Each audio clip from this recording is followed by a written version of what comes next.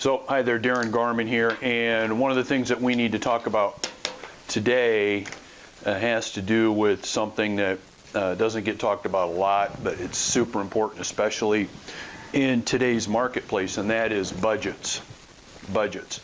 And so, as I'm recording this, which is in March of 2022, we're seeing the heaviest increase in inflation than we've seen in probably the last 40 years or maybe even longer. So what we're seeing right now isn't unprecedented, but it's pretty serious.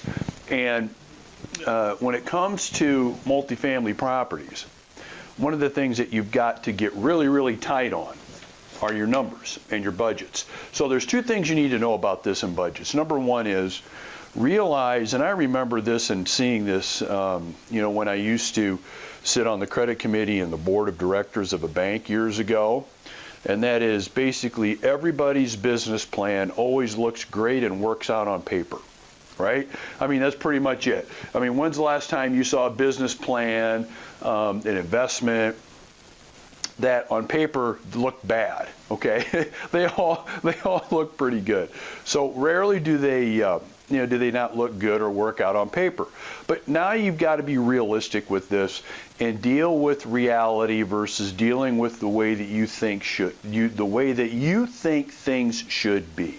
Okay, so what do I mean by that? So right now, as I'm recording this, and I just mentioned it, there's a lot of pricing things going on. Things are going up fast. The cost of things are going up quickly. And so I can tell you right now with our multifamily communities, we're having to now redo and go over our budgets for this year and start making changes and start planning to be 1, 2, 3 steps ahead of everything because of what's going on. And so, for example, our property casualty insurance across the board has increased well over 10%. Everything from our property taxes to our utility costs to what we're paying for labor have gone up a minimum of 10 to 15%, in some cases even closer to 20%. Okay, and so when you've got these things going on, it's very tempting to ignore them and put them in the back of your mind and hope that everything works out. Okay, in other words, I'll just, work harder, work longer, and those numbers will pretty much take care of themselves as long as I put more time, effort, energy, and work into this, and know that by doing such, budgets are it's not really going to matter that much at the end of the day. And by the way, I don't really like working on budgets and numbers that much. I'd rather do some asset management stuff. I'd rather be doing this. So we'll just kind of kick that can down the road. And I may be being a little over dramatic with that description, but that's what happens in a lot of places and with a lot of investors. Just make sure that this doesn't happen with you. Okay, because again, it really comes down to dealing with reality the way that it is, not the way that you wish it to be. So every 2 or 3 months, you need to be checking out your budgets and you need to be going over them and really seeing how close you are, how on track are you, and what kind of changes do you need to be making. And in some cases, it may be no changes, maybe none. But what you don't want to do is get your budget and your business plan that, again, looks great on paper, get it done at the end of a fiscal year, which in most cases for most people is a calendar year with their multifamily properties and communities, and then just file it away and just get back to work. You don't want to do that. You want to be getting that back out.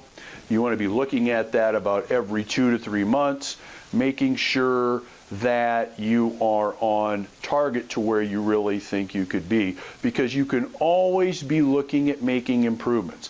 And that doesn't necessarily mean that every time you pull that budget out, a light bulb's going to go off and all these magical improvements are going to happen. No, but by continuing to make those small adjustments and being mindful of what's going on and dealing with reality, now you can make decisions faster, and you can again plan on and make those decisions 2, 3, 4 steps ahead, and that allows you to be much more strategic in what you're doing as a multifamily owner, and allows you to, at the end of the day, to have a much more profitable property, not only income-wise, but value-wise. Because really, ladies and gentlemen, at the end of the day, right now, where we're at this year, everybody's budget is total BS. Everybody's budget's BS just because of what's going on out there with costs, with labor, and all of the other things that really branch out from that. You know, the budgets really don't make a lot of sense right now. So you've got to be proactive, start looking at where you need to be working on, what kind of changes, if any, you need to be making, versus ignoring it, just getting to work and just kind of hoping it works out and it works its way out at the end of the day. Now, as goofy as that may sound, that's what a lot of people do. Just make sure that you're not one of them.